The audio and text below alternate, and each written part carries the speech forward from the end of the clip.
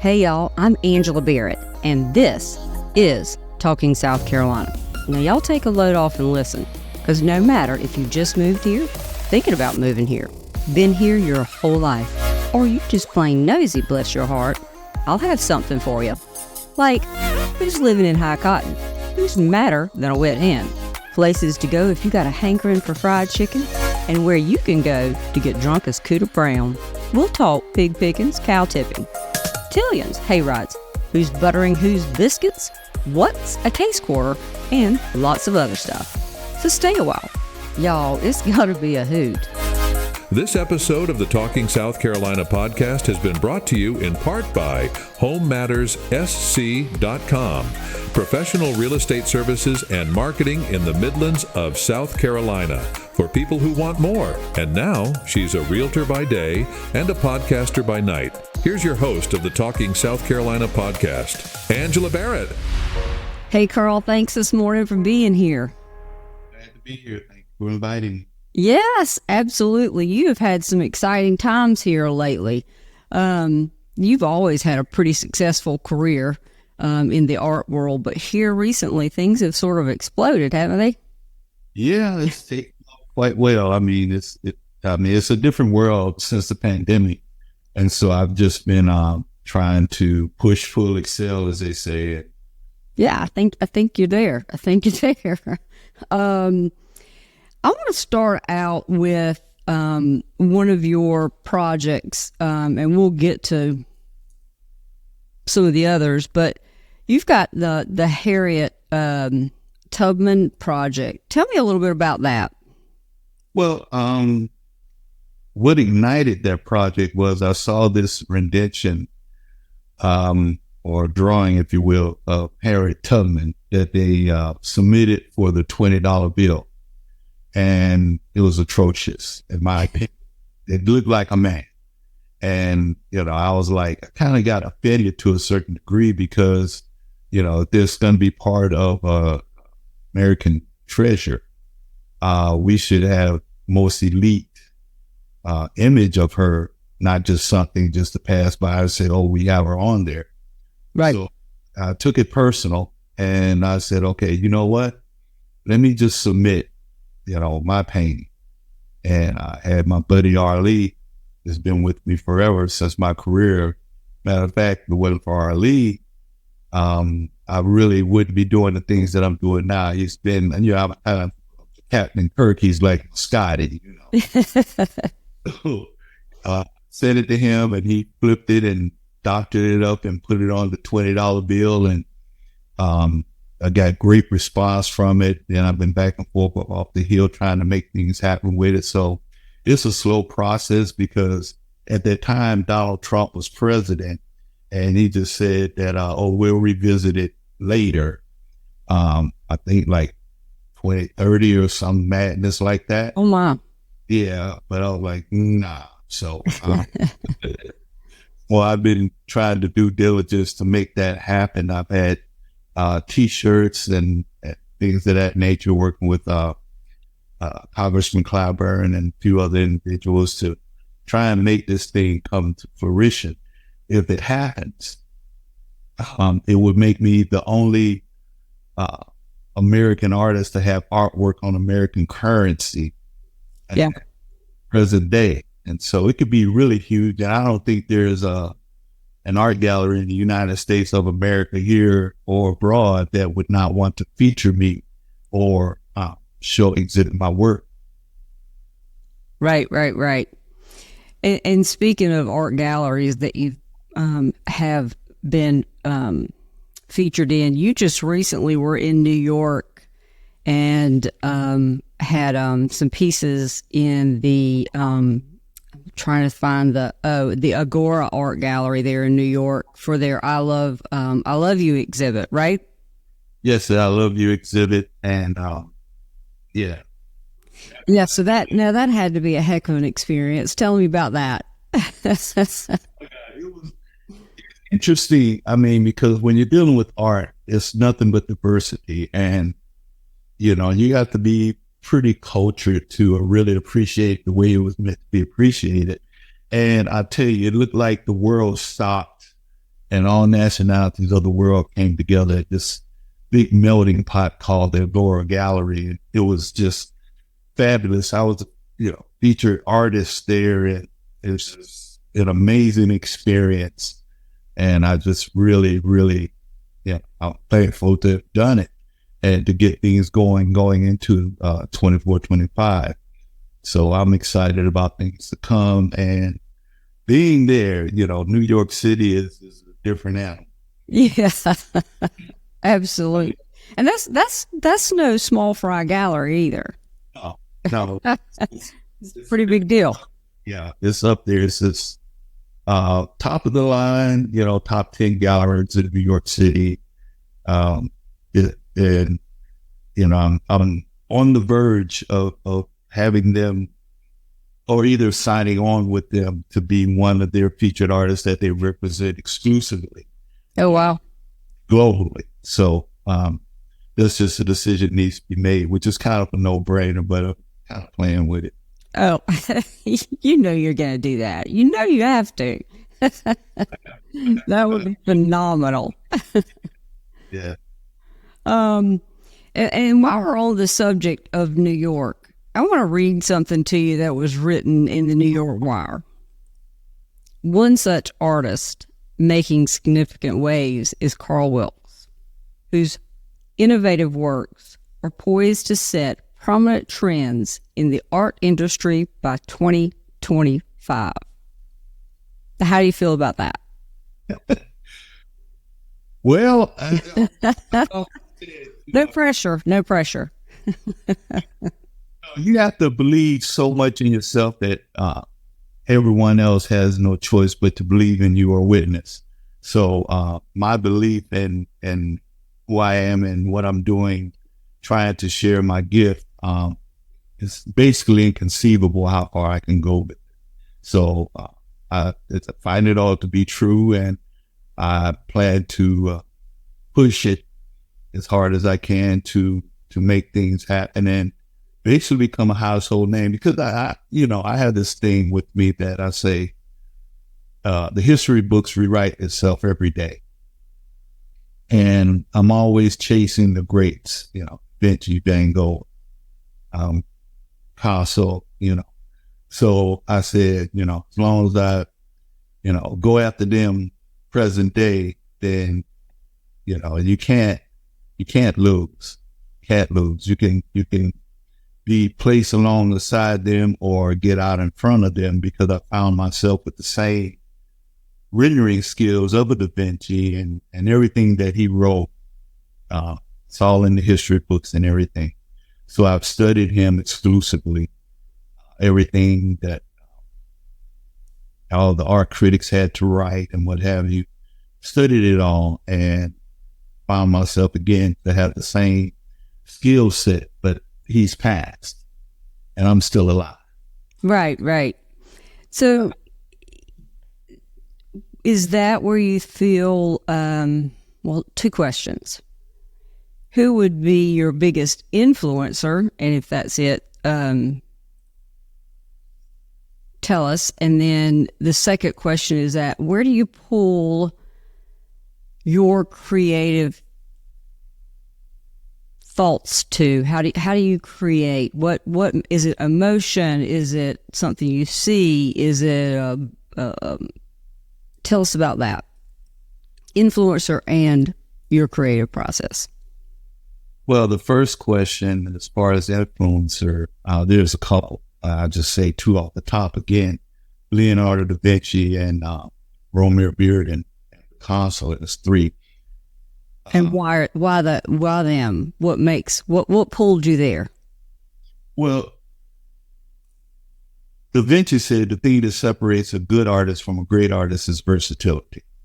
And I found myself to be one of the most versatile artists in the country. I do painting, sculpture, photography. I've written plays, 3 books, performance art, and what have you. So, I even invent things that probably won't go anywhere, but they work for me. Do a lot of creative, anything I can put my hands on to make the most aesthetic statement, I'll do it. Second question is, as far as my creativity, it comes from just life in general, anything that, for example, if you and I are having a conversation and you say something, it could be a sentence, and that sentence will paint a picture for me. Okay? And it will probably be titled something I said. We could be talking, you'd be like, I don't know, it was something I said, and my brain would just go away. Just, something I said, what? And then it creates its own picture, and I just pretty much reproduce that image in my mind according to whichever way it wants to go. And I share it, and I have a theme behind it, as they say, content, pretty much a social commentary artist. I speak on things that, happen functionally within my life, within the world and what have you. It's different these days as far as art is concerned. It's a little scary, if I may change horses in the middle of the street. Sure. Because this whole AI thing is like you can do anything now. It's just crazy. And it's like people are creating pictures and paintings and images, and this is worthless to me, but it's something to everybody else because we're in the future. But it also made me very rare at the same time, because one of the most important things that a human being can do is leave his fingerprint. I mean, if it wasn't for cave paintings, we wouldn't have known what went on back there. But, Right. with the whole AI thing, it's changing everything. I'm kind of in the just position of changing with it or stay as I am. I really don't know which way to go on it, but, you either get caught up in the web or get devoured by the spider, as they say. So, I'm just trying to do something relative for people to appreciate that another human being did in terms of physically, not on the computer. Right. So let me ask you this. In that very same article, it says that Wilkes's art is not to be viewed, but to be experienced. So I take that as, correct me if I'm wrong, there is something you want in each piece. You're trying to gain a reaction, a particular reaction by each individual. A lot of times people will say art is subject to whoever's viewing it. But from all the articles that I have read and what's been said about you, you invoke, I guess, a particular reaction with each piece. Tell me how that works. How do you make that happen?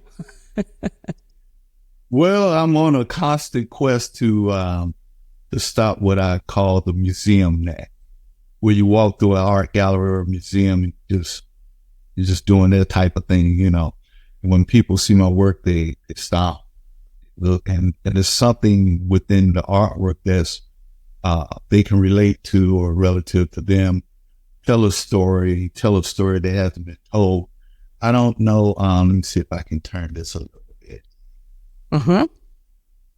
That guy there, just to give you an example, Matthew Robinson, he shattered the world's record, I believe in 1936 Olympics, only to come in second place.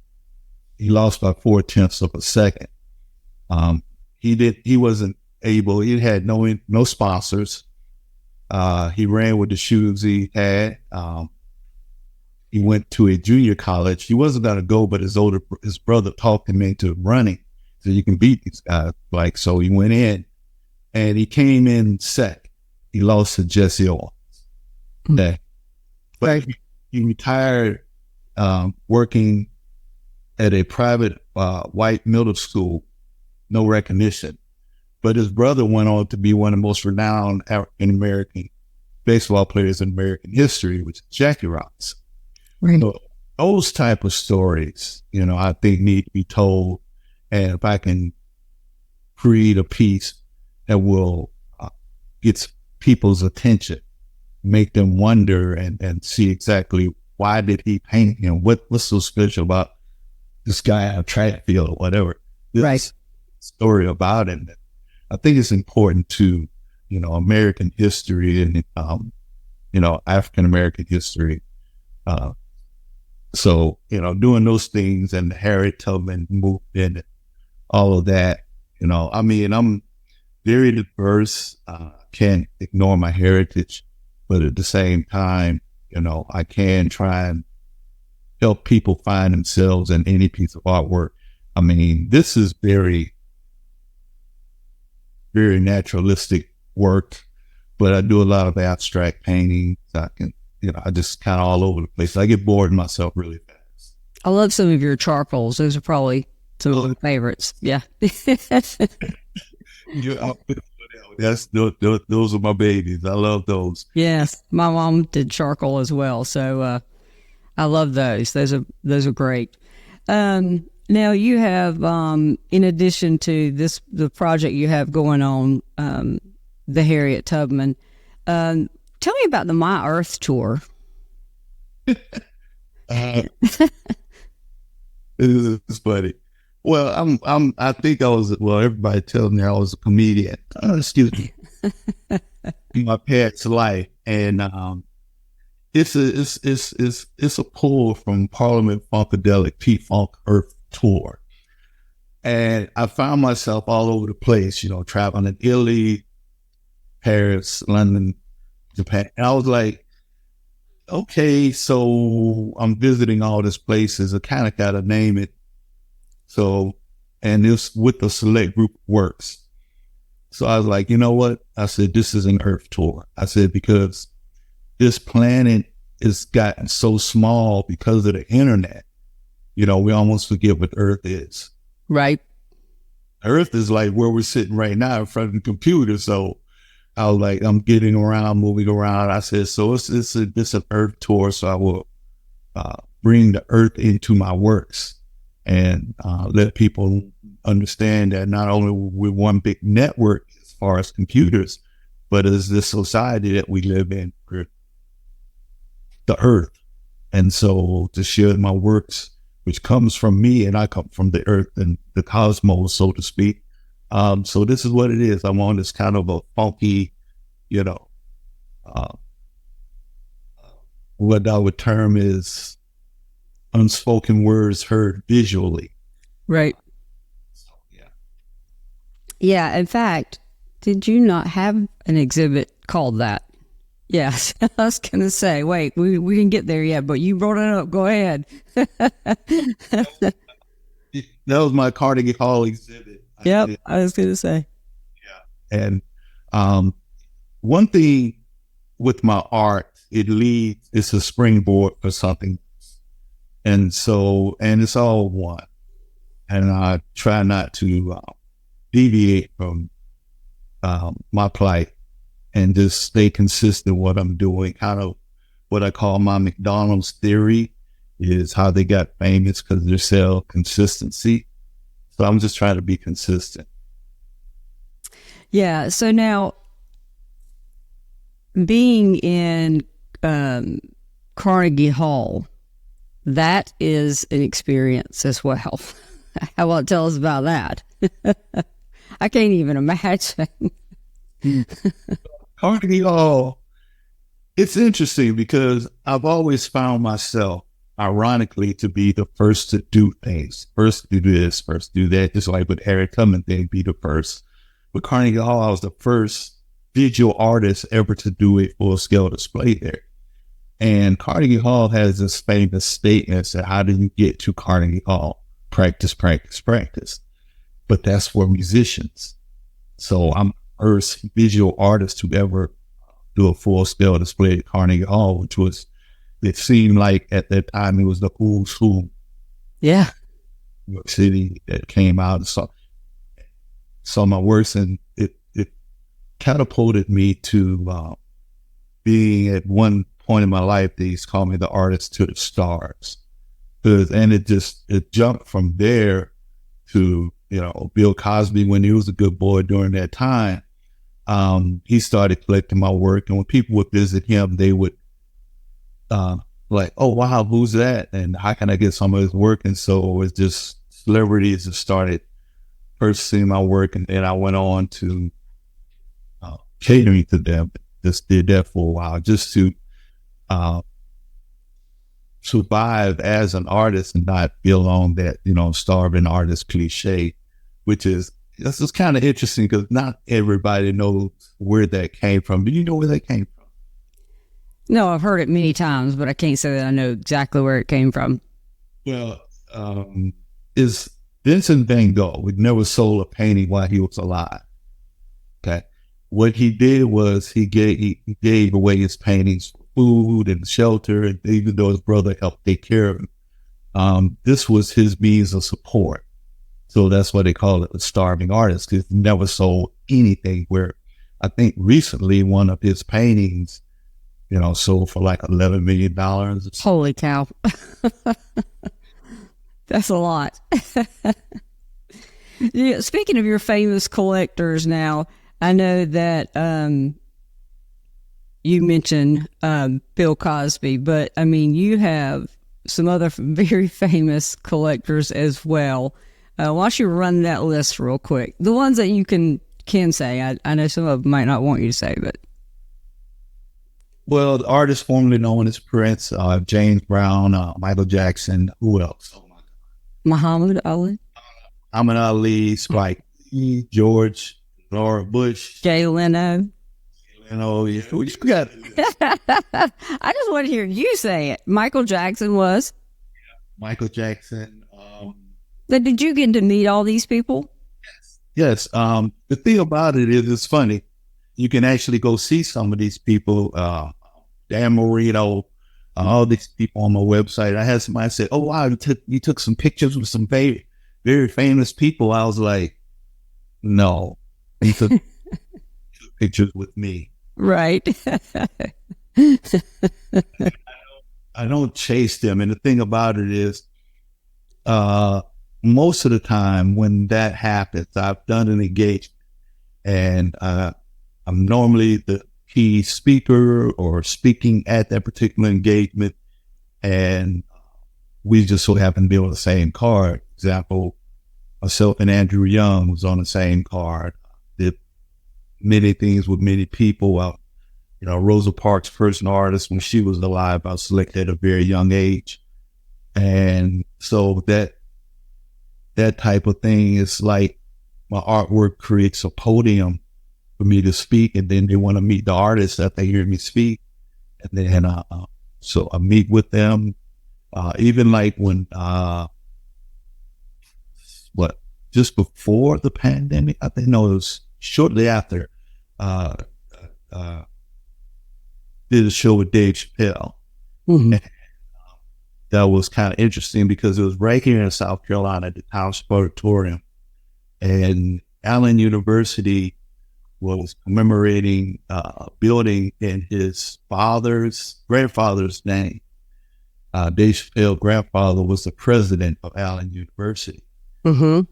We came together like that, and like everybody that I meet, we wind up being best of friends, got them all on speed dial, because the thing about it, if they're not purchasing my work or sought after me, I normally will donate the work to them, to their organization, or just gift them because they've shared their life with us, has given us so much, and everybody goes after them to get something from them.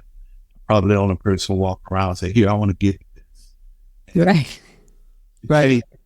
It's everything. That's right. That's right.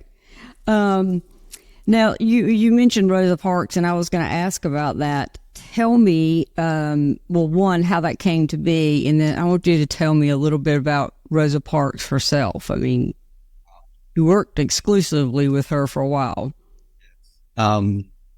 We met in Philadelphia. I have my friend, was the general manager of the Marriott in Philadelphia. He said, "Karl," he said, "I got somebody special coming in. I want you to meet." Like, who? Oh, he said, "I just want you to meet him. I'm not going to tell you." I said, "Well, I'm going to find out." I said, "Like, really?" "Yeah." I said, "Okay, well, what do you want me to do?" He said, "I just, want you to meet her." And at that time, I was like, okay, but me as a giving person that I am, I was like, wow, that'd been something special for her. So did this portrait, and right when I was doing it, he gave her husband my number, and he called me to do something, and which was raining at the time. I was like, well, I'm already working on something. It's like, oh wow, okay. So just from meeting her, we fell in love with each other. Her and Raymond couldn't have any children, and so she publicly announced me as her godson. It's kind of, special. But her as a person, she was very special and unique in terms of the advice she would give. For example, she would say, Karl, you really don't fight or argue with people. Your best weapon is silence. Wow. Okay. So, I took all that kind of stuff. She made a difference in my life in terms of. Because she made a difference in a lot of people's lives. People miss the bishop. She actually taught me how to be humble. Because, I was a basketball player, just hot-shot, arrogant, But she made me a better person in terms of how to be respectful to every living human being, and teaches you how to be a better human being. And, just to respect people, hold the door for ladies, just country boy out of South Carolina. Of course, I would do that, but, she just enlightened me on how to make it in a world that I never knew, just to be proud, walk with your head up, always remember who you are, the difference you can make. And that's one thing I want to say. She told me, she said, Karl, you're really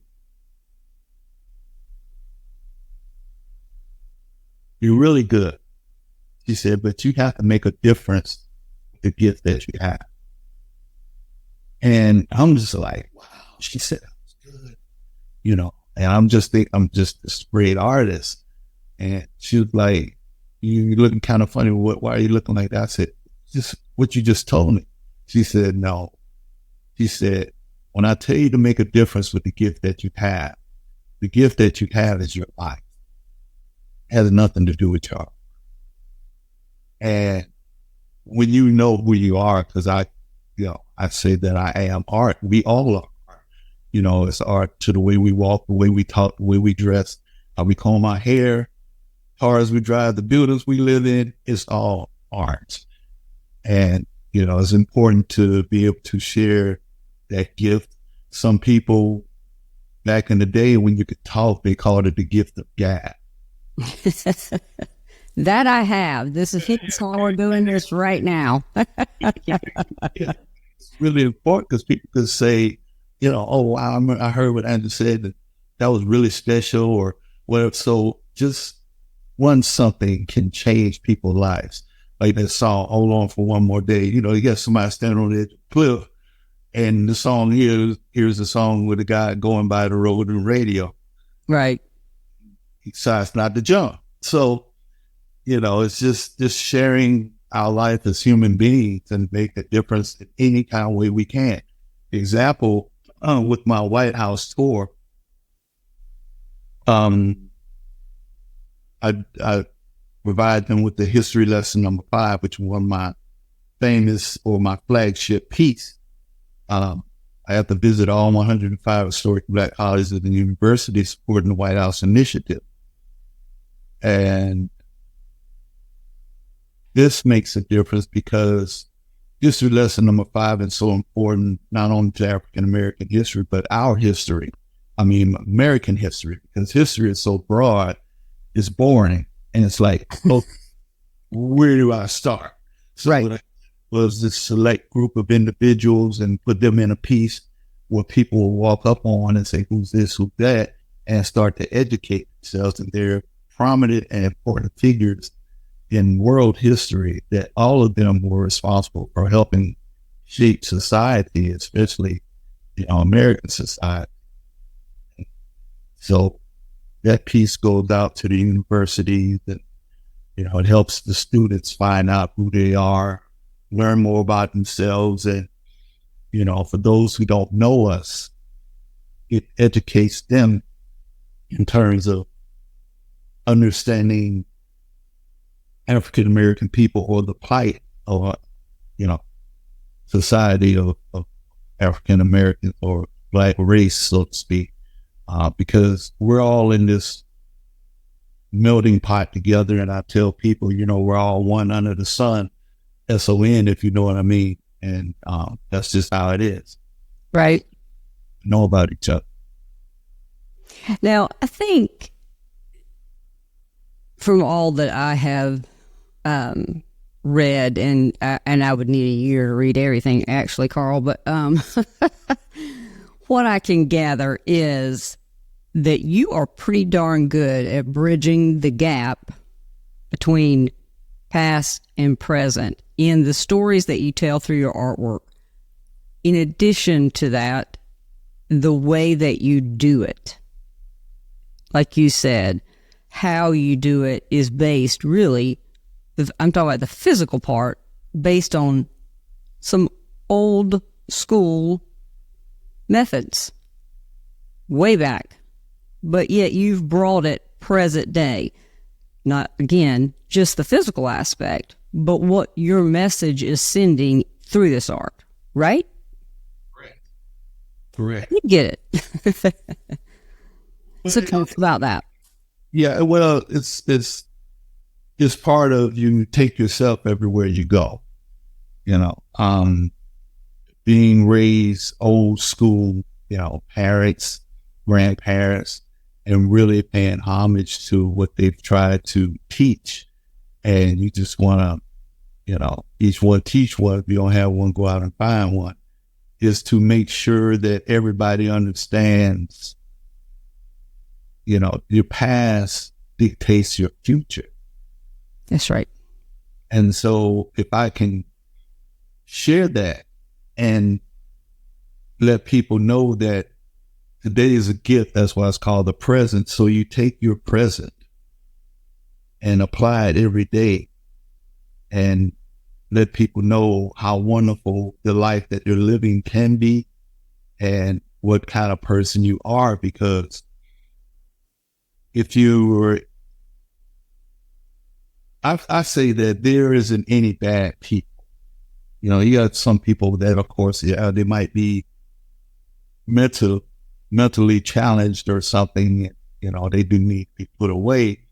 But I say there aren't any bad people because I teach kids AAU basketball and all of that stuff.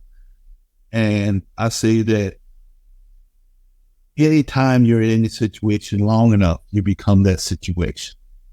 So if you take a good girl and put her in a group of bad girls, after about 3 months, she's a bad girl. So that means she's mimicking or imitating her situation. So if people are around me and I conduct myself in a certain way, old school, new school, yesterday, today, and tomorrow, hang around me long enough, it will gravitate, it will rub off on you, and you will start to see things differently. Mm-hmm. You'll start to appreciate the past because it's not all about the future. It's where we came from, how we got there, and how we can respect and bring that forward. But just because we went past it, you don't forget about it. Sure. Trying my best to allow people not to forget the past, because what happens, it changes their thinking pattern, because they would think that where they came from and what they did to get to that point wasn't important. Right. It's about where I am now, who I am now. Forget everything else. It's not, no, we're not going to play that game. Right. Remember what got you to where you are. Your struggles, the good times, the bad times, everything. Let it be known so people can know more about who you are as a person. Right. I agree. There was something I was going to say to that, but it went right out the door. So what was the very first piece of art you ever actually sold?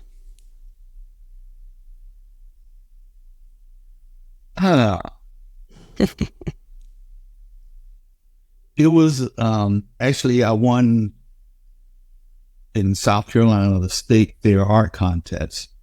I did a painting of a dog, my best friend's dog, eating out of a bowl. The dog name was Rico.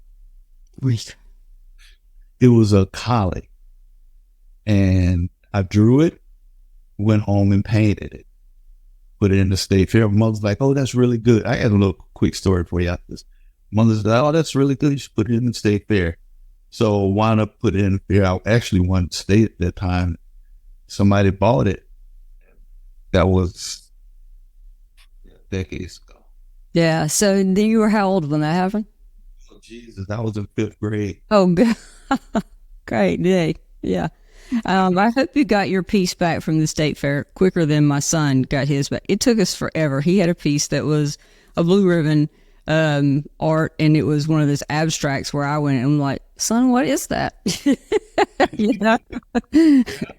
But he and my mother got it. A little bit of photography for me, but they are the artists, the true artists in our family, and she knew exactly what it was. I'm going, "What is that?" But it was great. But it took us forever to get that back. But anyway, you're going to tell me a funny story. Word artist. So, everybody has different sides of the brain that they have to operate on. But I was, again, in 5th grade, and I drew Bandy and Thumper. Okay. And my teacher wanted to meet with my mother. And I was like, "Why?" She said, I need to speak with your mother. I told my mother, so we came to the school, and she was like, "Your son is really talented." She said, "What do you mean?" She said, "Look at this." And there was a drawing with Bambi and Thumper. I colored it with markers and everything else. She said, "I have never seen someone draw a Disney character better than the Disney character."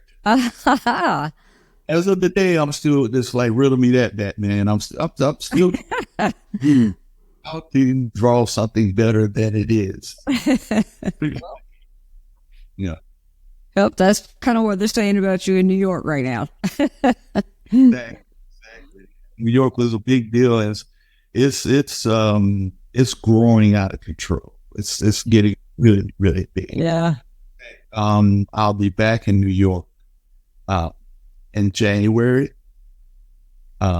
Then to do another show at the Agora for the entire month. Oh, wow. To acknowledge Black History Month, or in recognition of Black History Month. Of course, the Order tour lands there. Yeah. It's called the show in February is Another Gotham. I believe it is something like that. I was like, okay, it's spin off Batman. So yeah. So let me ask you: are you creating new pieces for this? Is this still part of you'll have some of your works that you've already done and are known for, I'm sure, but are you creating new pieces for this show? For the show coming up in February, my focus is to pretty much unload, give it all the energy I got.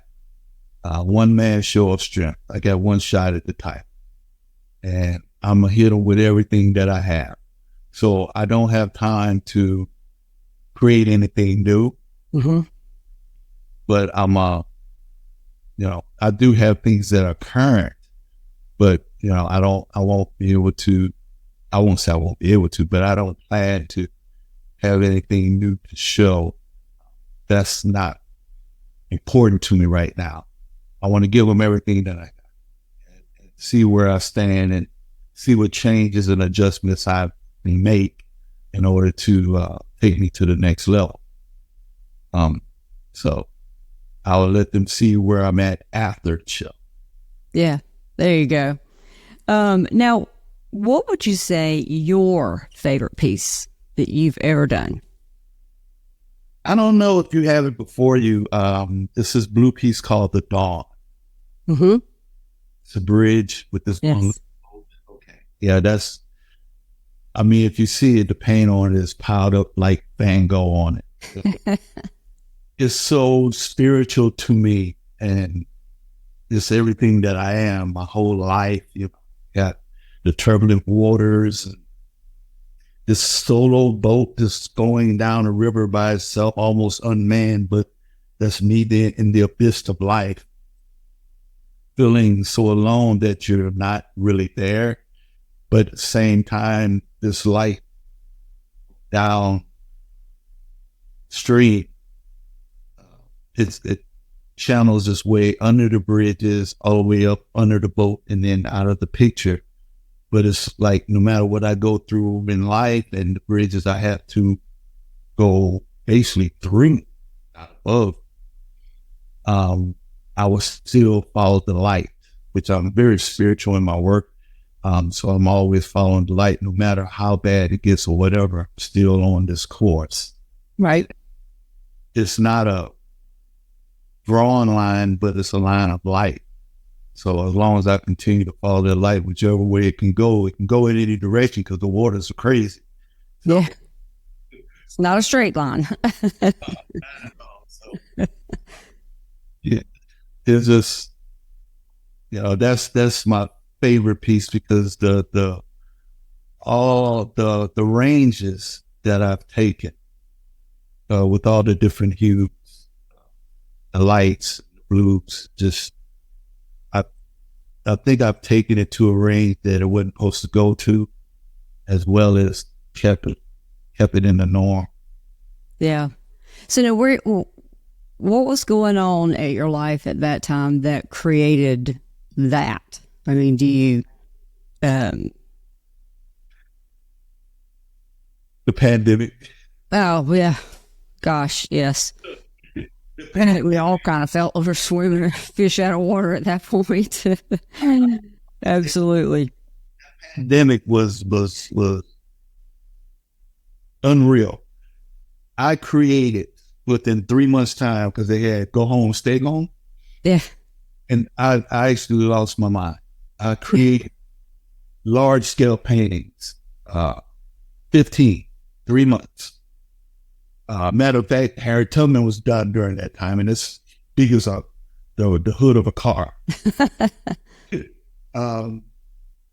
I also restore frames. I get 15th, 16th, 17th century frames that are pretty much ready for the dumpster, and I restore them to like it's brand new. So I restored 12 frames, large, sanding them down, repainting them, remade corners, all of that, did the paintings, because when I said I lost my mind, the pandemic hit and I thought it was the end of the world. I really did. I got into my artistic brain. It was like, oh my God, what am I going to do if we're going to die? I haven't left enough works here for people that's going to survive and come behind us, or whatever the case may be. I have to do more. And I just went on this tear. I was painting. I was probably getting 2 to 4 hours of sleep for 3 months. Oh. Yeah, I was gone. I want to tell you, and I'm sanding it, working on the frames and restoring these old century frames, trying to bring the past to the present, to start a new type of thing. I was out of here. And that was just, the pandemic did all that. Yeah. It was tragic for a lot of people, and I don't mean tragic in it's the way of death. I just meant as in how they felt during that time. It's such a shame that the world was shut down at the time.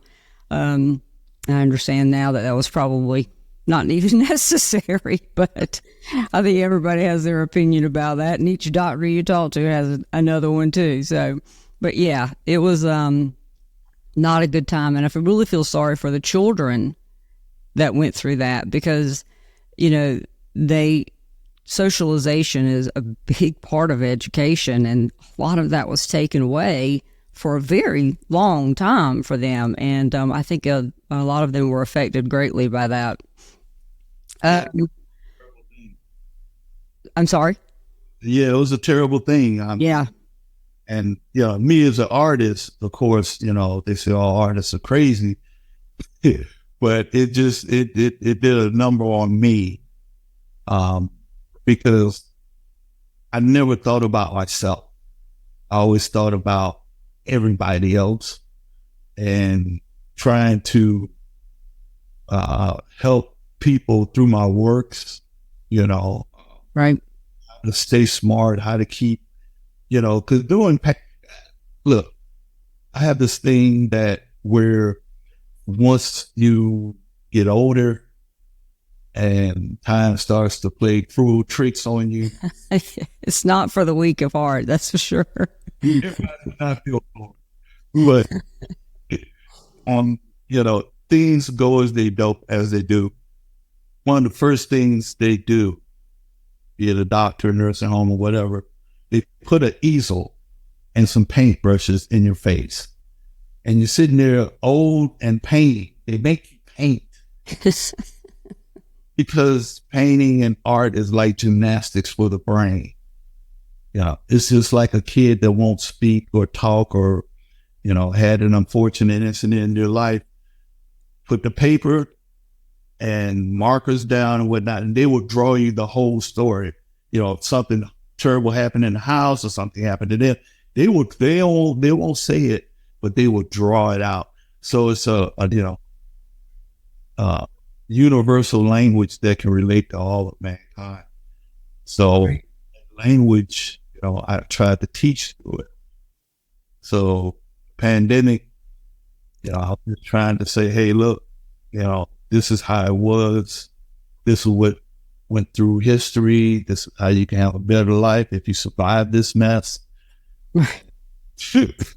Absolutely. I'll be the first to admit. So let me ask you this. Wilkes Fine Art Gallery, which is in the Renaissance Plaza here in Columbia. When is it open for people to go and see your works? Just by appointment only. Because sometime when... We need an event then.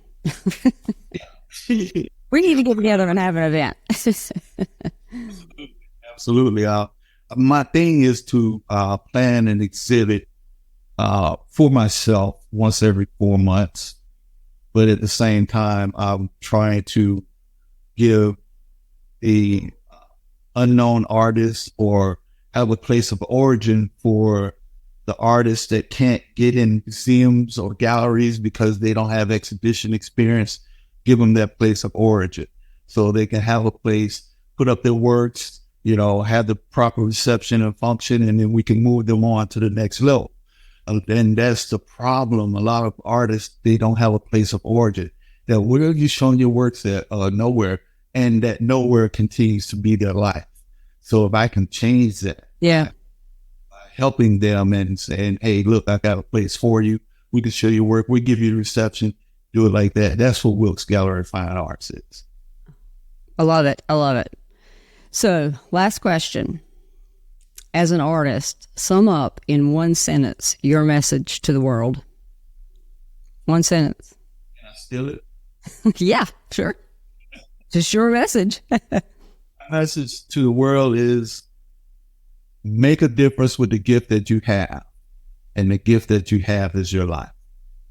I love it. Yep. I love it. That was Rosa Parks told you that, right? I love it. Yep. That's a good one. Well, thank you so very much. This was so exciting. I've been waiting for this one, and I'm glad that we finally got to talk. You are my first visual artist, finally.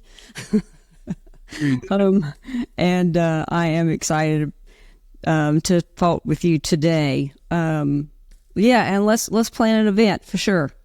Absolutely. And also I have a challenge for you. Okay. And being the first artist, there we go with the first thing again. I'm the first. Sure. Add a segment to your show. Yeah. Call it the check-in. So, yeah, people like myself and, other unknown celebrities. I don't think you're unknown, but go ahead. Every, let's say 3 months or quarterly, so it's check-in time. We're going to check in with this person, that person, that person. Just don't do the show and then thanks for doing the show. And then people in your audience are like, wonder what happened to so-and-so. And then you go. Oh, I love it. That's a great idea. I'm going to implement that absolutely immediately. The check-in. Yeah, I love it. I'm stealing the check-in too. Yeah. Too late. I've already tagged it. Perfect. Well, thank you again for being here today. Thank you for listening to this episode of Talking South Carolina podcast. Why not check out our website at talkingsouthcarolina.com and follow us on social media. You can subscribe to the show on Spotify, YouTube Music, Apple Podcasts, Amazon Music, iHeartRadio, and on your favorite podcast apps. For information about being a sponsor on the show and on the website, contact us at area code 803-386-9885 or email us at angela@talkingsouthcarolina.com. This episode has been brought to you by the friendly folks at Giraffe Marketing. Find out more at giraffemarketingllc.com. I'm gonna be the best version of me. Float like a butterfly, sting like a bee, roar like a lion, and I ain't even trying. No, no, no, no, no.